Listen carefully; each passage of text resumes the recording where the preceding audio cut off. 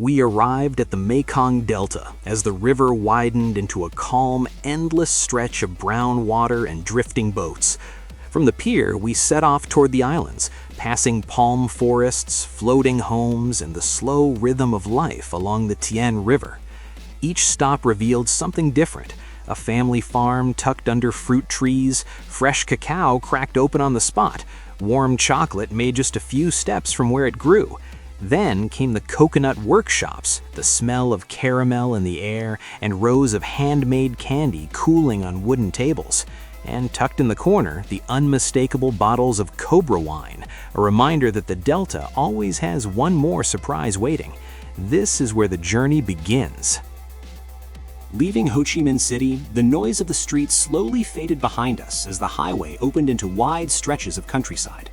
The concrete gave way to green, endless fields, small farms, and narrow canals weaving between rows of coconut palms. The high-rise buildings being replaced by large green fields, and the landscape shifted into that slow, peaceful rhythm the Delta is known for. By the time we reached the river, the air felt different, warmer, quieter, carrying the scent of the Tien River. We headed inside the main building, where our guide gathered everyone for an introduction to the day's journey. He walked us through the islands we'd be visiting, the workshops tucked along the riverbanks, and the experiences waiting for us once we set out on the Tien River.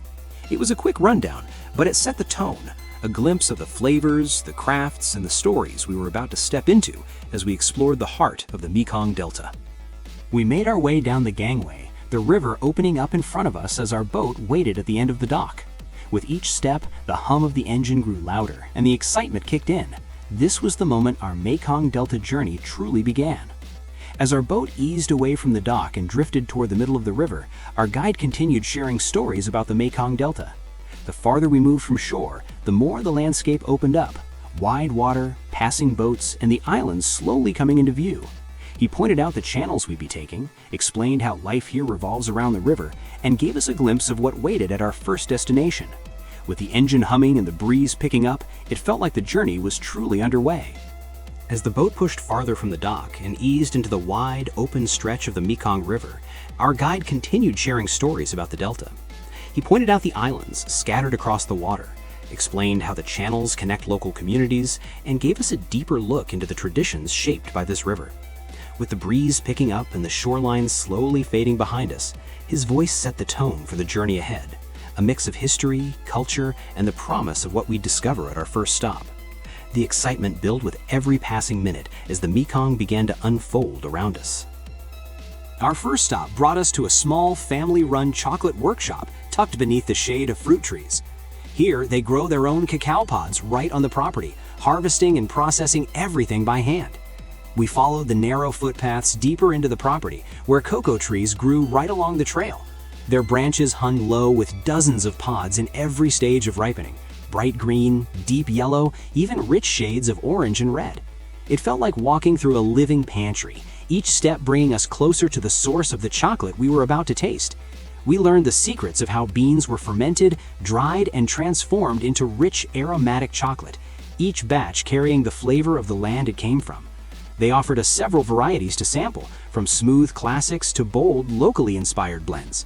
And of course, we couldn't resist picking up a few bars to take home. It was the perfect start to our journey, a taste of the Mekong Delta, crafted with care and tradition.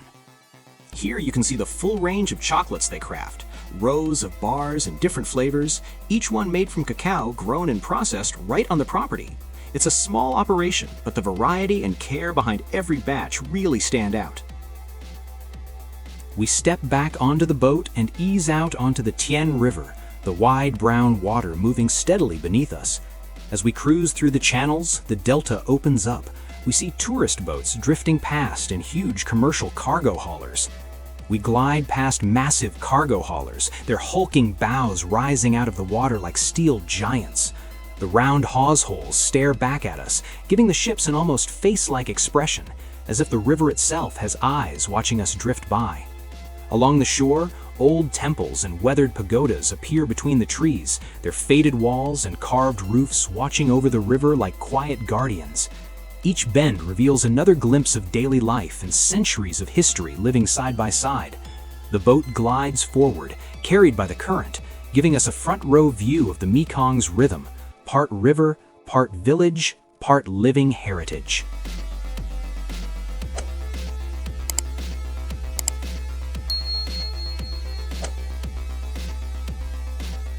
Our next stop brought us to a small, family-run honey farm tucked beneath the shade of fruit trees. We stepped off the boat and walked toward an open-air patio where the warm, sweet scent of honey drifted through the air. Our hosts introduced us to the different varieties they produce and the vibrant bee pollen they collect. They even brought out a Langstroth frame, the wooden structure where thousands of bees build their comb and store their honey deep inside the hive. As we listened, they walked us through how they harvest the honey, extract it, and prepare it for market, turning the work of an entire colony into jars of golden sweetness. I was able to hold the frame up close, hearing the soft, constant buzz of the bees working right in front of me. Next, we were treated to a cup of their honey lemon tea, a simple drink that somehow tasted like pure comfort. The cups were already brightened with a squeeze of fresh lemon, and then our host stepped in with the final touches, first pouring in steaming hot tea, then finishing it with a delicate drizzle of their own honey. Watching it all come together felt like a little ceremony, each step adding another layer of flavor before we even took the first sip. The moment I took a sip, the sourness of the lemon hit first, followed by that smooth, floral sweetness from their own honey. It was refreshing in the rising heat of the morning, the kind of drink that wakes you up, cools you down, and makes you feel like you're tasting the farm's hard work in every drop. We continued down the path, drifting past neighboring farms where the landscape shifted with every few steps. Rows of fruit trees arched overhead, their branches heavy with color, while small orchards opened up beside us like hidden pockets of abundance. The air changed too, sweet, earthy, alive, as if each farm whispered its own story while we walked through this quiet, sun-soaked countryside. We walked past several net-covered enclosures where gok fruit vines climbed and tangled, their bright green spikes glowing through the mesh like hidden lanterns. It was just a teaser, though. Our guide Fong promised a deeper dive into this unusual fruit and its cultural significance a little later in the journey. What we're having here is gok, G-A-C, is a native plant in Vietnam, grow in a vine, and it's a fruit, but not an edible fruit. We use them for natural food coloring. So we normally cook the inside of it, the content, with sticky rice, and turn the sticky rice into the red, bright red color, and a little bit sweet. Awesome. We walked past towering coconut trees, their crowns heavy with clusters of fruit that swayed gently overhead. Just a few steps farther, jackfruit trees came into view. Massive, textured giants, hanging so low they looked almost unreal, like nature's own oversized ornaments. The whole stretch felt like a living showcase of tropical abundance. Wandering through the farms, we eventually arrived at a small, shaded seating area, where one of the farmers welcomed us with a plate of freshly picked local fruit. We sampled sweet jackfruit, popped longanberries that tasted like a more delicate lychee, and tried a few wedges of pomelo. And of course, no tasting would be complete with a bit of mango. Rich, fragrant, and perfectly ripe. We continued deeper into the village and arrived at the Coconut Candy Workshop, a place where the entire life of a coconut unfolds right in front of you. Our guide walked us through each step, starting with the dehusking. With practiced precision, he showed how the thick, fibrous husk is pried away, revealing the smooth inner shell. Then, with one clean strike, the coconut was split open to release its sweet water. He walked us through the next step, scraping the coconut meat from the shell and pressing it to extract the coconut milk that fuels the entire candy-making process. The first step in transforming this humble fruit into the rich, fragrant candy the region is famous for. Next, the coconut milk is heated and stirred non-stop, slowly thickening as the water evaporates. It transforms into a glossy, gooey caramel-like mixture that's poured out to cool before being cut into neat little squares. As the coconut mixture is stirred, crushed nuts and other flavorings are added to create the distinct taste profile for each batch. Here you can see a couple of fresh batches of coconut toffee laid out to cool. As the heat slowly fades, the glossy surface begins to firm up, capturing the swirl of the stirring process. One batch is especially eye-catching. The crushed nuts are clearly visible, scattered across the top like little bursts of texture waiting to be discovered. I was mesmerized by the speed of the two packagers, their hands darting, folding, and sealing each candy square with a rhythm that felt almost choreographed.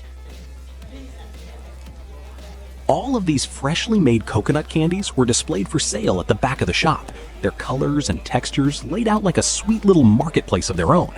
As we browsed through the different flavors, our guide introduced us to something completely unexpected, the famous Vietnamese Cobra wine, sitting boldly on the shelf like a dare for the curious.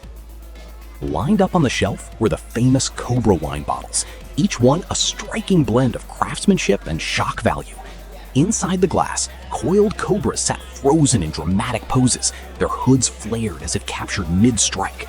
Some bottles even held scorpions or smaller snakes alongside the cobra, creating a layered display of reptiles suspended in amber-colored rice wine. It felt less like a drink and more like a relic from an ancient apothecary. The factory guide then pointed out that these weren't replicas at all. The cobras inside the bottles were real. And in one of the jars, tucked between the coils, was a preserved gecko, adding an extra layer of shock to the display. As if the shock value wasn't enough, the guide offered us a shot of this cobra wine, which had the cobra and the gecko and a smaller snake inside.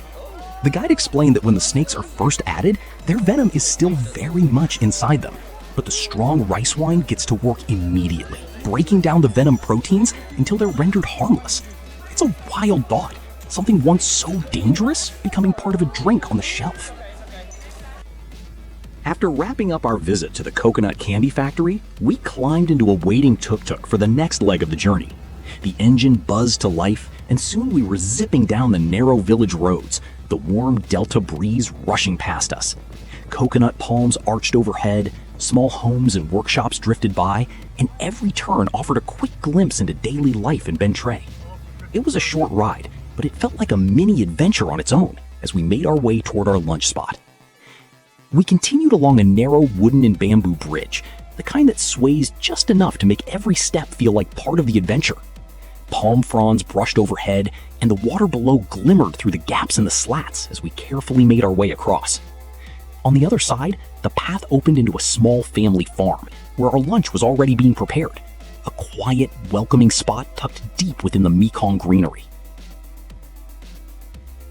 Lunch was the region's signature delicacy, the famous elephant ear fish, served whole, deep-fried, and standing upright as if it had just leapt from the river.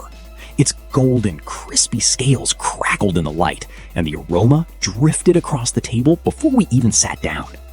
Our host expertly carved pieces from the fish and built individual wraps for us, layering rice paper with fresh herbs, crunchy vegetables, and a drizzle of sweet and sour fish sauce. It was one of those dishes that's as much a performance as it is a meal. As impressive as the elephant ear fish looked, I'll admit I'm not the biggest fan of fish to begin with. And knowing the fresh herbs were likely rinsed in local tap water, something Western stomachs aren't exactly built for, I decided to sit this one out. The wraps looked beautiful, but I chose to enjoy the moment from the sidelines. After lunch, instead of hopping back into a tuk-tuk for the return trip, we followed a shaded path toward the water's edge, where a small fleet of sampans was already waiting for us. Their blue-trimmed hulls rocked gently against the bank, oars resting across the seats like they were poised for the next chapter of our journey. One by one, we stepped aboard, settling into the narrow wooden boats as our rowers took their positions. It felt like we were slipping into a quieter, more intimate side of the Mekong. As our sampans slipped into the narrow channel, the world suddenly grew quieter. The tide was so low that the muddy banks rose on either side of us, guiding the boat like a natural corridor. Overhead, the water coconut palms arched inward until their fronds intertwined, creating a tunnel of green that filtered the sunlight into soft, shifting patterns on the water. Every dip of the oar echoed through the stillness, and for a moment, it felt like we were drifting through a hidden passageway, carved just for us. Then, out of nowhere, we spotted movement along the muddy banks. tiny mudskipper fish perched on the surface like little guardians of the channel. They'd sit perfectly still for a moment, almost posing, and then suddenly launch themselves to a new spot with a quick, playful skip.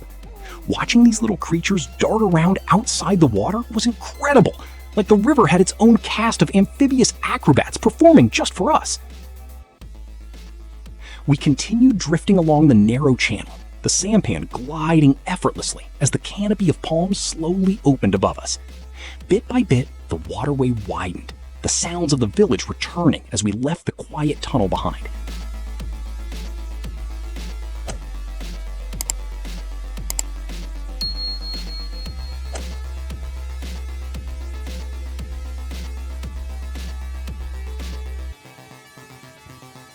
Soon, the main dock came into view, a small burst of activity compared to the stillness of the canals.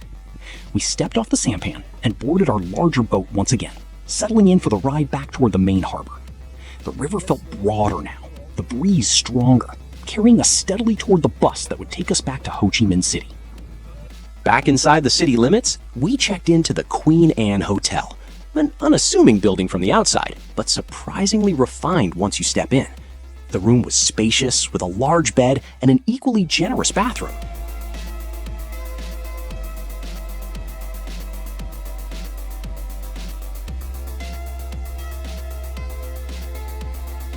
The only odd detail was the window.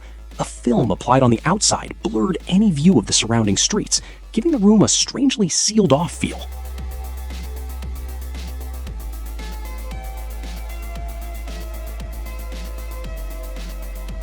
Tomorrow marks a turning point in our journey. We'll say goodbye to Vietnam, a country that's given us unforgettable landscapes, incredible food, and so many moments that caught us off guard in the best way. From here, we cross the border into Cambodia, stepping into the final leg of this adventure and opening the door to a whole new chapter of history, culture, and discovery.